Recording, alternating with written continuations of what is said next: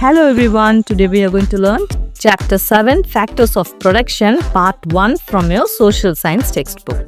In this video, I'll be covering each and every line from the chapter so you don't miss anything important. Make sure to keep your notebook and pen ready and take notes while watching. This will help you remember the concepts better. You can pause or rewind any time to write things down. So, let's begin. First, we have a quote by Bibek Debroy, Chairman Economic Advisory Council to the Prime Minister 2017 to 2024. Bibek Debroy is a well-known Indian economist and writer. He was the chairman of the Economic Advisory Council to the Prime Minister from 2017 to 2024. This council gives advice to the government on how to improve India's economy. He has also written many books including translations of the Mahabharata and Ramayana. For a country like India, the largest contribution to growth and productivity will probably come about from more efficiently using land, labor and capital. Thus, they must be used more efficiently. So, India is a big country with lots of people, that is labor. Plenty of land and money and machines, that is capital. But sometimes we don't use these things in the best or smartest way. So what's the message here? India already has a lot of land, people and money. If we learn how to use them better and more wisely, we can grow faster as a country and improve everyone's life. Some pictures are given here related to the topic of our chapter. The big questions are, what are the factors of production? How are these factors interconnected? What is the role of human capital in production and what are its facilitators? We will learn answers for these questions in this chapter. Figure 7.2, a glimpse at the production of some goods. Here we can see how different goods are produced in various industries. Introduction. Have you ever wondered how your clothes, shoes, school bag, furniture, phone, computer, etc. are made? Every product around you goes through a production process before it finally reaches you. This production process involves using resources or inputs required to produce the final product. The resources or inputs used in producing goods and services are hence called factors of production. Have you ever thought about how your clothes, shoes, school bag, furniture, phone or computer are made? All these things go through a production process before they reach you. To produce these things, certain resources or inputs are needed. These resources or inputs are called factors of production. They are the inputs used to make goods and services, and without them, production cannot happen. Meet Ratna, who runs a small restaurant named Pause Point on the city outskirts, popular among highway travelers for its tasty, high-quality food. Pause Point is growing with a team of 7 people who assist Ratna in managing the business. When she started 5 years ago, she had to choose a location, organize money for rent and equipment, hire staff, buy ingredients and plan how to make her dream a success. So, Ratna owns a small restaurant called Pause Point located on the outskirts of a city.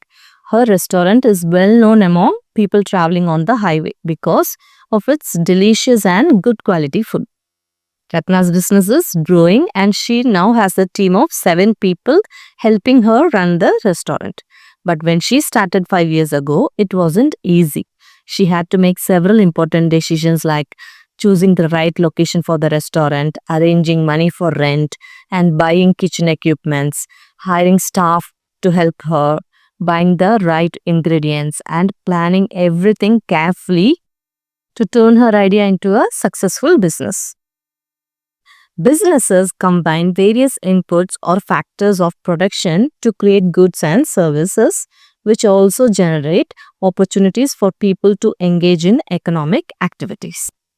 Business, a firm, a shop, a factory, etc., which produces or sells goods or provides a service. So, business means a place or organization where people either make products, sell products, or provide services to others. It could be a shop where people buy things like clothes, books, or groceries, or a factory where products like clothes, furniture, or electronics are made, or it could be a firm, which is a company or group of people working together, or it could be a place that provides services like a restaurant, a bank, or a repair shop. In simple words, a business is any place that helps people by making or selling things or by providing services. So, businesses use different things called inputs or factors of production, like money, workers, machines, and materials, to make goods. That is, things you can touch, or provide services, help, or work for others. By doing this, businesses create jobs and chances for people to earn money and take part in the economy. This means businesses don't just make products or services, they also help people work and earn a living. Let's explore. In small groups, study the economic activities around your locality. What are the different types of goods and services being made or provided? So, you need to get into small groups with your classmates. You have to look around your neighborhood or town and observe the different businesses. Find out what kinds of goods and services are made or provided. Write down the names of those businesses and what they offer. Here is a small report that Lata, Asha, Mohan, and Kiran made. You can make your own report for shops of your choice. So, according to the report given by them, there are 13 grocery shops in their locality offering food grains, milk, and bread. Types of inputs required are packaged goods, perishables, storage space. And there are 8 restaurants or food stalls. They provide cooked meals, snacks, and beverages. And they need raw ingredients like vegetables and fruit, gas, utensils, cook or helper. And there are 15 vegetable vendors. They sell fresh vegetables and fruits. And they need fresh produce, baskets, weighing scale, cart or stall. And there are 4 mobile repair shops. And they provide mobile repair and mobile accessories. They need tools, spare parts, knowledge and skills of mobile components and functions. And they have 3 salons or parlors. They do haircut, grooming, beauty services. And they need scissors, screens, beauty products, water and electricity. Looking at your group's report, think about the following. Where do people get the money that they need for their business? I will give you a sample answer for all these questions. You can write your answers based on this example. People get money for their business from different sources. Some common ways are savings. They can use their own saved money to start or grow the business. Family and friends. Sometimes people borrow money from family or friends. Banks. They can get loans from banks, which they have to pay back with interest. Investors. Some people get money from investors who put money into the business hoping to share the profits. Government schemes. Sometimes the government gives loans or support to help people start business. Where did the hairdresser get trained? A hairdresser usually gets trained in one of these ways. Many hairdressers attend special schools or training centers where they learn about cutting, styling, and caring for hair. Some learn by working with an experienced hairdresser, watching and practicing under their guidance. Sometimes hairdressers learn by working in a salon and improving their skills over time. Who taught the food vendors to cook? Food vendors usually learn to cook in different ways. Many learn cooking from their parents or relatives at home. They practice a lot by cooking regularly and improving their skills over time. Some attend cooking classes or training programs to learn new recipes and techniques. Working with other cooks or vendors helps them learn different styles and ways of cooking. So, food vendors often learn by watching, practicing, and sometimes through formal training. What motivated the business owners to start their business? Business owners start their businesses for different reasons, such as to earn money. They want to make a living and support themselves and their families. To be independent. They want to be their own boss and make their own decisions.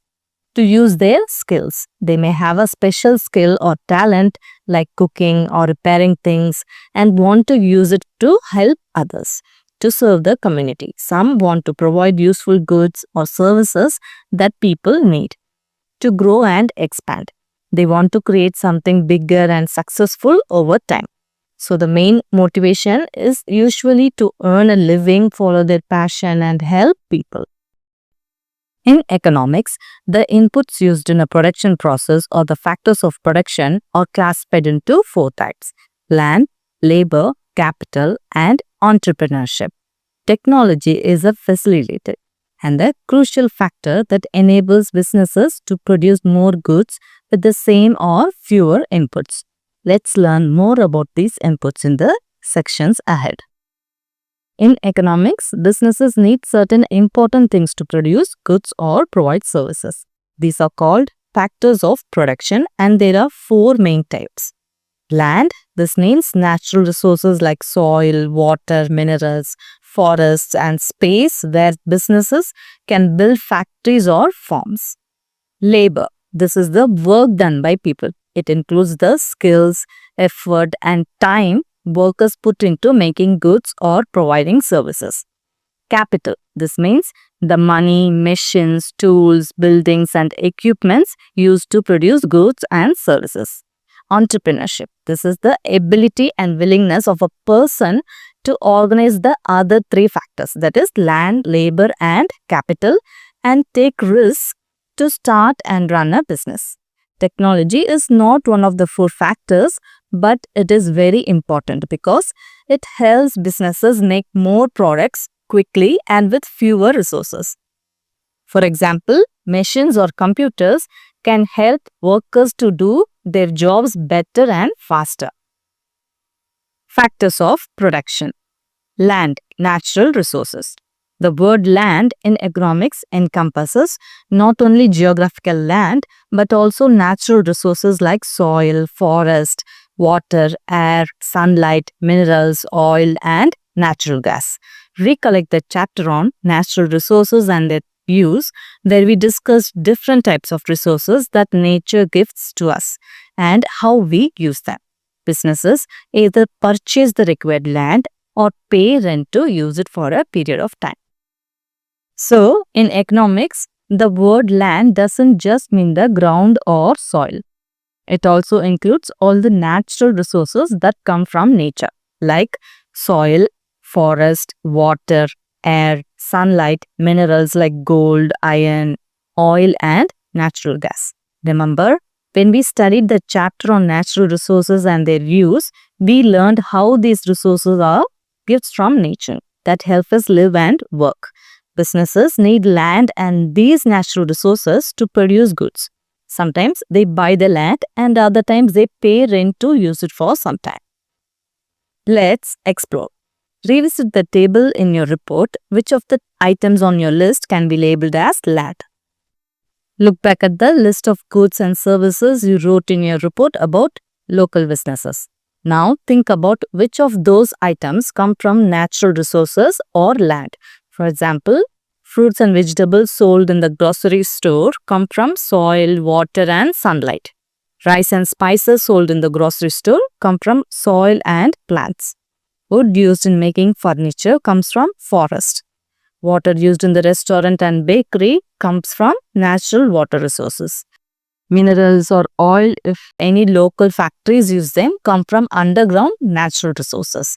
These are examples of how natural resources or land are used by businesses to make goods. So check your list and circle or highlight the items that come directly from natural resources or land. Labor, human resources.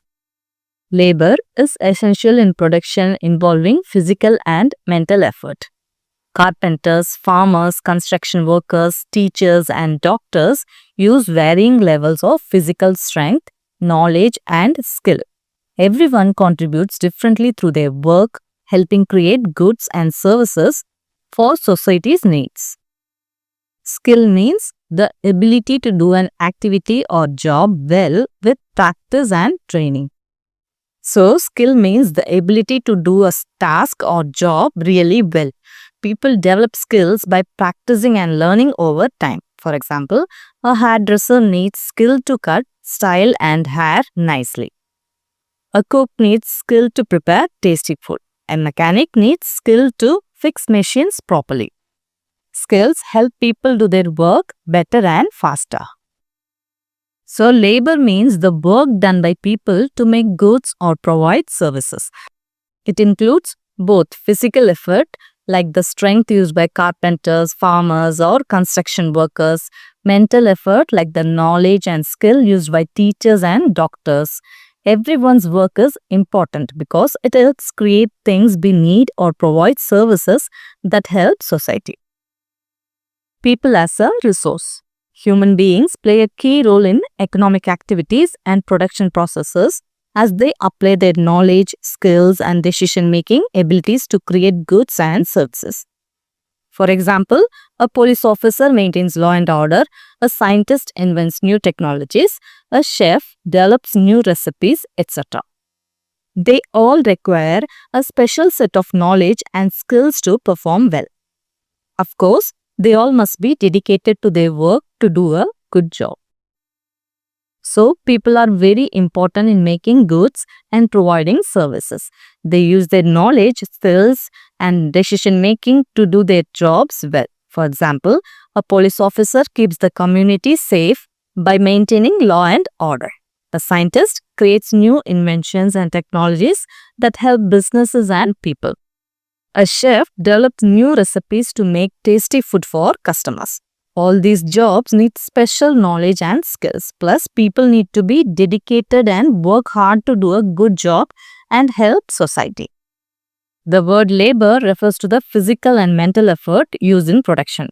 However, human capital refers to the specialized skills, knowledge, abilities, and expertise required to perform that labor. Thus, human capital is not just the basic efforts of labor, but also the quality and the efficiency of that labor. So, labor means the physical and mental effort people put into work like lifting, building, thinking, or teaching. Human capital means more than just working hard. It means working well and smart because of your skills, knowledge, and experience. So, it's not just about trying your best, but also about how good and effective your work is. For example, a skilled doctor or an experienced mechanic can do their job better and faster because of their human capital. Figure 7.3, Worker at a tea plantation. A worker at a tea plantation is someone who helps pick tea leaves from the tea plants. This work involves lot of physical labor because they have to move through the fields, carefully pluck the leaves by hand, and carry baskets full of tea leaves. This job requires skill and experience to know which leaves to pick so that only the best ones are chosen. The quality of the tea depends on how well the workers do their job. So, a tea plantation worker uses both physical effort, that is labor, and knowledge or skill, that is human capital, to help produce good quality tea that people enjoy. Figure 7.4, Chemical Engineer. A chemical engineer is a person who uses science and technology to design and improve processes that turn raw materials into useful products like medicines, fuels, plastics, and chemicals. They use their knowledge and skills to make sure the production is safe, efficient, and good for the environment. This job involves a lot of mental effort and requires special training and education. A great example of human capital. Figure 7.5, Carpenter. Carpenters use their hands-on skill and experience to measure, cut, shape, and join wood carefully so the final product is strong and looks good. This work involves both physical effort and special skills that come from training and practice. Figure 7.6, Software Developer. A software developer is a person who creates computer programs and applications that we use on phones, computers, and other devices. They use their knowledge of coding and technology to write instructions that tell the computer what to do. This job requires a lot of mental effort, skills, and creativity.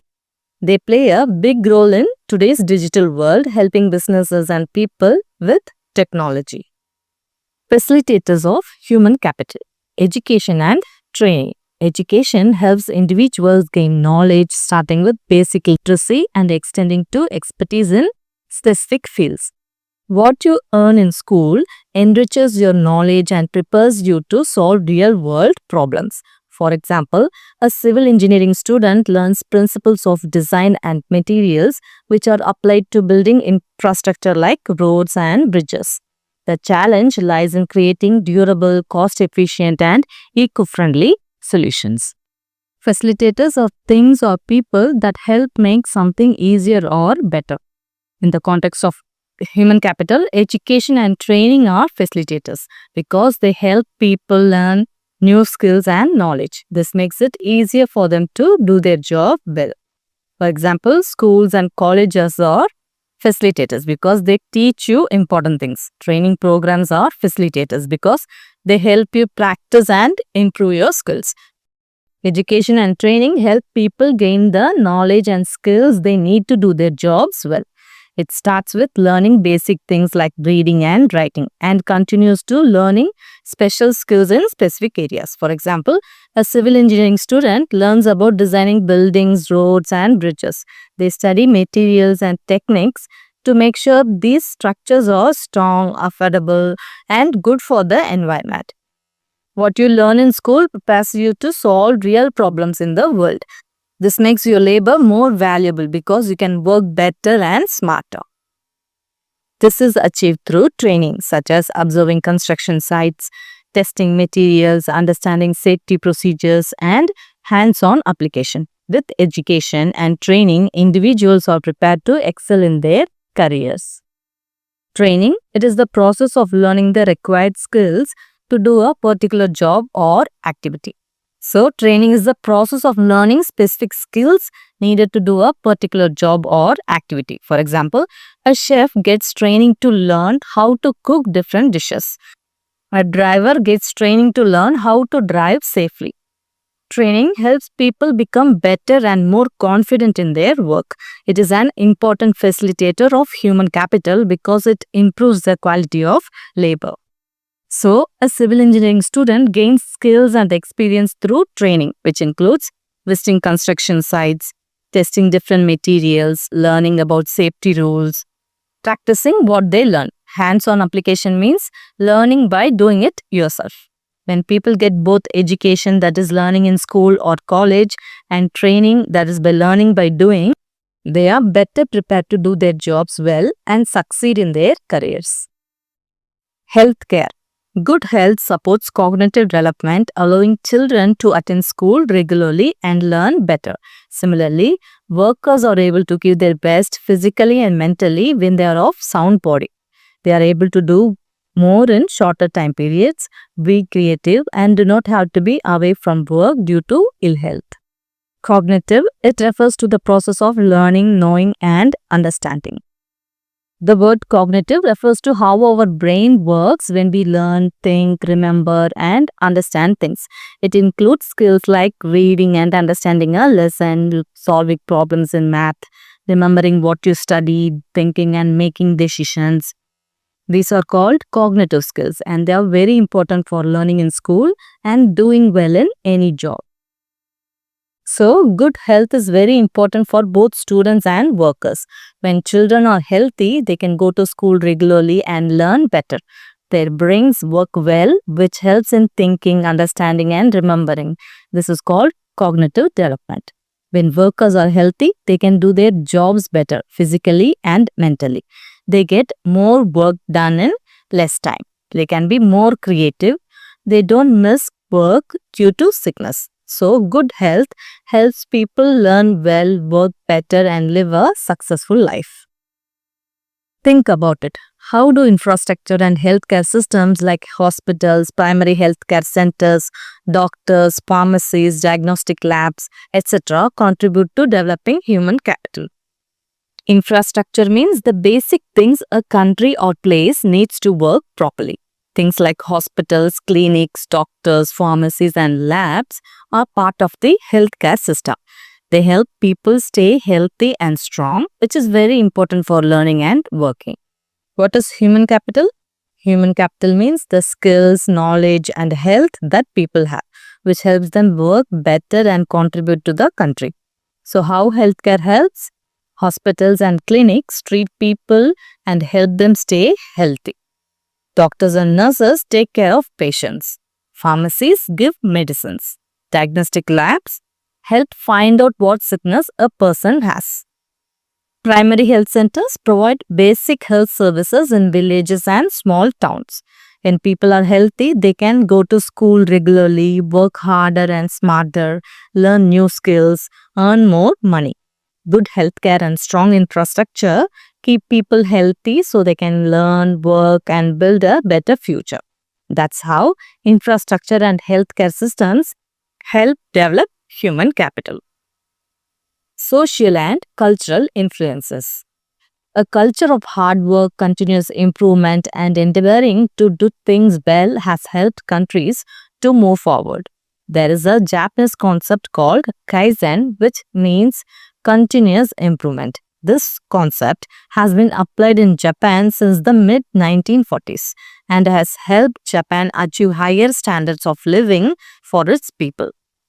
So, when people in a country work hard, try to improve continuously, and always try to do things better, the whole country benefits. This helps in developing human capital and improving the quality of life. In Japan, there is a special idea called Kaizen, which means continuous improvement. It started in the mid-1940s after World War II.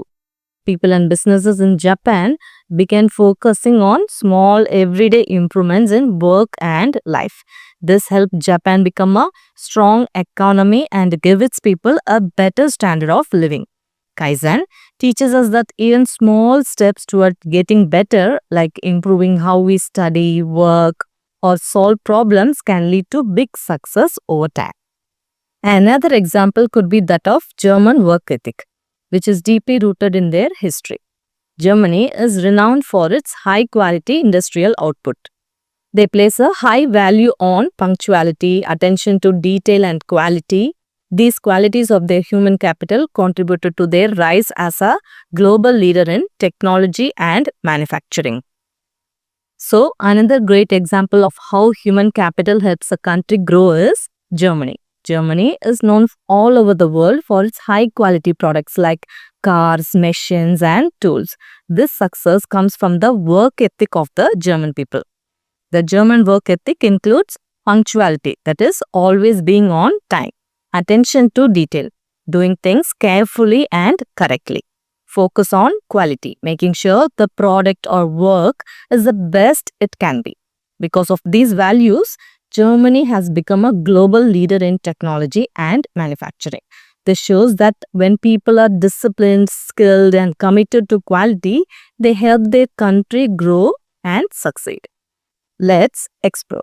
Let's do a small experiment. Make a list of 10 working adults in your family and neighborhood.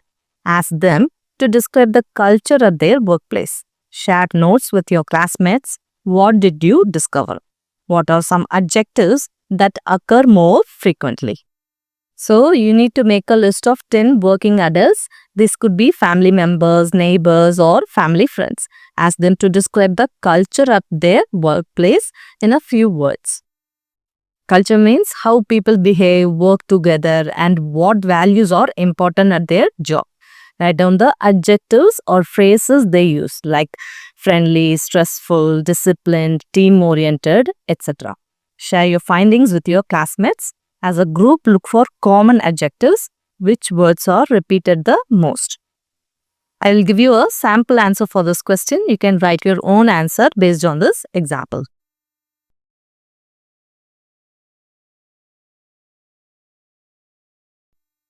In the tapestry chapters, we have seen examples of the art and architecture in India across several centuries. What do you think are the factors that enable their creators to achieve such high levels of excellence? Discuss in groups and share in class. In the tapestry chapters, you have read about the beautiful temples, forts, palaces, paintings, and sculptures created in India over many centuries. Now, let's think and discuss what helped the artists, architects, and craftsmen of those times create such excellent and long-lasting works. Sample answer: the creators of Indian art and architecture achieved great excellence because of several important factors. Skilled artists and craftsmen. They had special training and years of experience which helped them create detailed and beautiful works. Support from kings and rulers. Many kings and rulers supported art and architecture by giving money, resources, and encouragement to artists and builders. Good quality materials. They used strong and lasting materials like stone, metal, and wood, which helped their creations last for many years. Religious and cultural motivation. Art and architecture were often created for religious places like temples and mosques, inspiring creators to put their best efforts into the work. Innovative techniques. Artists and builders developed new tools and methods that allowed them to create detailed designs and strong structures. Passing skills to the next generation. Knowledge and skills were taught from parents to children or teachers to students, improving the quality of art and architecture over time. These factors together helped Indian artists and architects create masterpieces that are admired even today. Challenges to human capital. Our nation has come a long way in various aspects of human capital since independence. Literacy is an important characteristic of the population and helps enhance the skills and productivity of human capital. The adult literacy rate in India is 85% for males and 70% for females as of 2023 as per the World Bank estimates. Despite progress in many areas, India faces challenges in developing human capital. Productivity, ability to do more in a particular time period. Productivity means the ability to do more work in less time or within a given time period. It shows how efficiently a person or machine can produce something. If you finish your homework in 1 hour instead of 2 hours, your productivity has improved. Adult literacy rate. Percentage of people aged 15 and above who can read and write with understanding a short, simple statement about their everyday life. Literacy means being able to read and write. Adult literacy rate is the percentage of adults, that is, people who are 15 years or older, who can read and write simple sentences. For example, if someone can read a signboard, fill out a basic form, or write a message, they are considered literate. Since India became independent, our country has made a lot of progress in developing human capital. That means improving the skills, knowledge, and health of people. One very important part of this is literacy. When more people can read and write, they can learn new skills and work better. As of 2023, about 85% of males in India can read and write, and about 70% of females in India can read and write. These numbers show good progress, but there are still challenges because not everyone is literate yet, especially among women. Think about it. Shivai, a student at Saraswati Vidyalaya in grade 8, had to drop out of school 2 years back as his father lost his job. How do you think the loss of schooling years will affect Shivai when he grows up? So, Shivai was studying in grade 8 at Saraswati Vidyalaya. But 2 years ago, he had to stop going to school because his father lost his job. Without his father's income, his family might have faced money problems, making it hard to pay for school fees or other expenses. Then Shivai had to stop going to school 2 years ago. It can affect him in different ways when he grows up. For example, fewer skills and knowledge. He misses out on learning important things that help him getting good jobs and handling everyday problems. Limited job opportunities. Without completing his education, Shivai may find it harder to get well-paying or skilled jobs. Lower confidence and abilities. School helps build confidence, thinking skills, and communication. Missing school can make it difficult to develop these fully. Challenges in life decisions. Education helps people make better decisions about health, money, and other important areas. Missing school could make this harder for Shiva. What problems could businesses face when they do not find workers with the required skills? When businesses can't find workers with the right skills, they may face several problems. Lower quality of products or services. Unskilled workers might make mistakes or produce goods that are not good enough. Reduced productivity. Work may take longer and be less efficient, so the business can't make as much in the same time. Increased training costs. Businesses may have to spend more time and money to train workers who don't have the needed skills. Customer complaints. Poor quality or slow service can make customers unhappy and they may stop buying from that business. Loss of competitiveness. If other businesses have skilled workers and this one doesn't, it might lose customers and profits. So in short, skilled workers are very important for businesses to do well and grow. According to the Economic Survey of India 2024, 65% of people in India are below the age of 35 years. This means that India has a young productive population which may help the country reap the benefits of a demographic dividend. The demographic dividend refers to the benefit a country gets when it has a large number of young and working people. When more people are working and earning and fewer people depending on them, the country can grow businesses and improve living standards. So, according to the Economic Survey of India 2024, about 65% of people in India are younger than 35 years old. This means India has a large number of young people who can work and contribute to the country. This situation is called a demographic dividend. It means when a country has many young and working people and fewer dependents like children or elderly, it can grow more businesses, create more jobs, increase income and savings, improve the standard of living for everyone. To take advantage of this potential, individuals must have access to quality education, health, training and skilling, which would contribute to the nation's progress. You will learn more about this in the year ahead in the chapter on demographics. So, India has many young people, which is a great chance for the country to grow and become stronger. But to use this chance well, every person needs good education to learn useful skills and knowledge, good health to stay strong and active, training and skilling to be ready for different jobs. When people get these things, they can work better, earn more, and help the whole nation progress. You will learn more about this important topic in the upcoming chapter on demographics. Figure 7.8, Students Writing an Exam. Think about it. Are some jobs more important than others? What would happen if nobody cleaned the streets, collected the trash, farmers stopped cultivating the crops, doctors were not available to treat patients, and so on? Do you think some jobs are more important than others? No, every job is important in its own way because they all help society run smoothly. Think about this. What if no one cleaned the streets or collected trash? The streets would become dirty and unhealthy for everyone. What if farmers stopped growing crops? There would be no food to eat. What if doctors weren't there to treat patients? People would stay sick and might not get better. All jobs are connected and depend on each other. Without one, others can't work properly. So, no job is less important.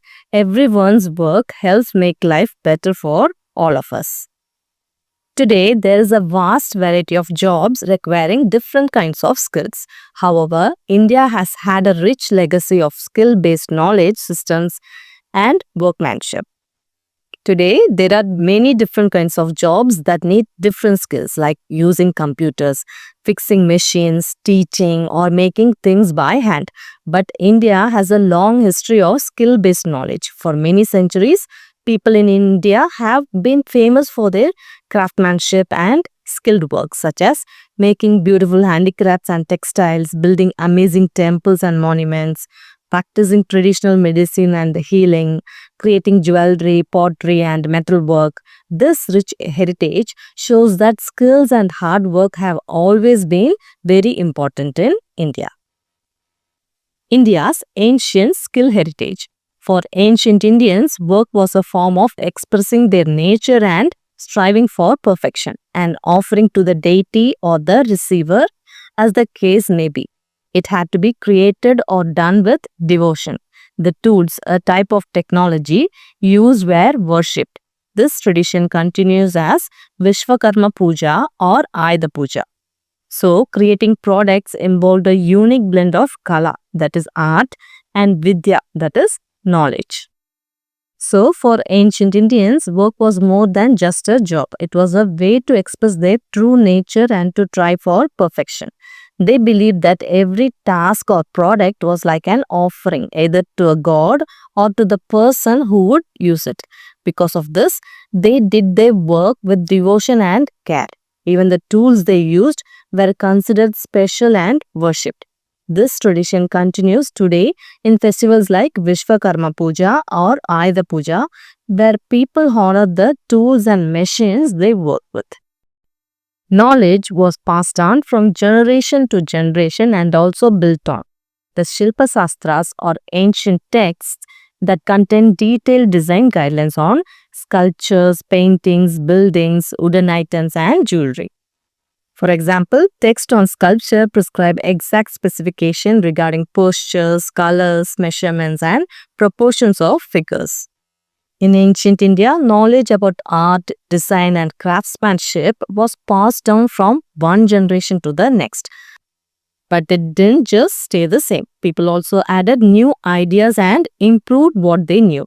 One important source of this knowledge was the Shilpa Sastras, which are old books that gave detailed instructions on how to make things like sculptures, that is, statues and carvings, paintings, buildings, wooden items, and jewelry. For example, the text on sculpture explained exactly how to create beautiful statues, the right postures, colors, measurements, and proportions of the figures had to be followed carefully. This careful passing on and improving of knowledge helped create some of the amazing art and architecture India is famous for. Don't miss out. Generations of families of sculptors have worked on constructing India's temples over centuries. They used their skills without expecting to see the finished outcome. They pursued excellence, considering work as worship by practicing regularly and learning new techniques. So, for many generations, families of sculptors have worked together to build India's beautiful temples. These sculptors passed down their skills from parents to children over hundreds of years. They worked hard and patiently, often without seeing the finished temple themselves because it took many years to complete. They believed that their work was a form of worship, a way to show devotion and respect. To achieve the best result, they practiced regularly and always tried to learn new techniques to improve their craft. This shows how dedication, skill, and devotion were important in creating India's amazing temples that still inspire us today. Stitched shipbuilding. Indians used a unique stitching technique dating back over 2000 years to make ships and boats, which they used to conduct maritime trade and cultural exchanges across the Indian Ocean. The technique involved stitching wooden planks together using cords instead of nails, which made them flexible and helped the ships navigate the Indian Ocean with ease. So, Indians were skilled shipbuilders more than 2000 years ago. They used a special stitching technique to make ships and boats. Instead of using nails, they stitched wooden planks together with strong cords. This made the ships flexible so they could move easily and safely through the waves of the Indian Ocean. Figure 7.9 recreation of the 5th century stitched ship. This picture shows a model of a ship built using the ancient Indian stitching technique from the 5th century. Here you can see that instead of using nails, the wooden planks of the ship are stitched together with strong cords. This shows how advanced and clever ancient Indian shipbuilders were. Let's explore. Many of the traditional techniques of production have either disappeared or are on a decline. For example, the stitching of ships saw a severe decline after the arrival of Europeans in the Indian Ocean in the 16th century. This technique is now used for small fishing boats. So many traditional ways of making things have either disappeared or are used less today. For example, the special stitching technique used to build large ships in ancient India declined after Europeans arrived in the Indian Ocean during the 16th century. Today, this stitching method is mostly used only for small fishing boats. Why do you think the use of indigenous techniques has declined? Discuss in the class. There are several reasons why traditional or indigenous techniques are used less today. New technologies. Modern tools and machines are faster and sometimes cheaper, so people prefer using them. Change in demand. People's needs and tastes have changed, so old methods may not be suitable for today's products. Competition. Global competition means businesses want to produce more and sell faster, often using newer methods. Loss of skills. Fewer young people learn these old skills, so they slowly disappear. Cost and time. Traditional techniques often take more time and may cost more than modern methods. Find out some techniques and products from your region that showcase human effort and skill. Explain briefly using drawings and text in the class. So you need to look around your town or village and find out about traditional skills and products. Some examples could be hand-woven fabrics or clothes, pottery or clay items, wooden crafts or furniture, traditional paintings or art forms, local food recipes made by hand, any special tools or machines used in old methods, and draw a picture showing the product or the process. Present your findings to your classmates using your drawings and text. So with this, we have completed the part 1 of the chapter Factors of Production. I hope you found it easy to understand. If you want to see more videos like this, don't forget to like, share and subscribe to our channel. Thanks for watching. We will see you again in our next video. Bye bye.